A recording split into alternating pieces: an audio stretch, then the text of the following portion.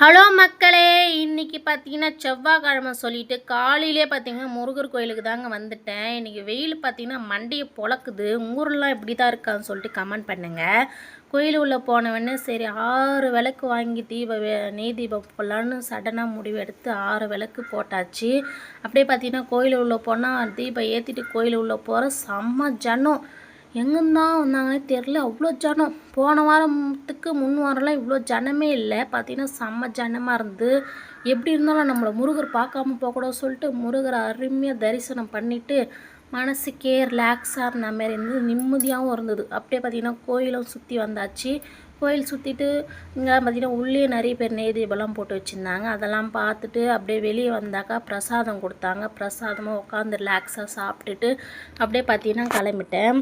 ஒரு வேலையாக தான் வந்தேன் ஃப்ரெண்ட்ஸ். என்னென்னு பார்த்தீங்கன்னா கொஞ்சம் உடம்பு சரியில்லை. சரி ஹாஸ்பிட்டலுக்கு போயிட்டு நம்ம இன்ஜெக்ஷன் போட்டுக்கின்னு வீட்டுக்கு போகலான்னு சொல்லிட்டு தான் நான் காலையில் கிளம்பியாச்சு. Okay bye friends. My channel பிடிச்சிருந்தா சப்ஸ்கிரைப் பண்ணுங்கள், சப்போர்ட் பண்ணுங்கள்.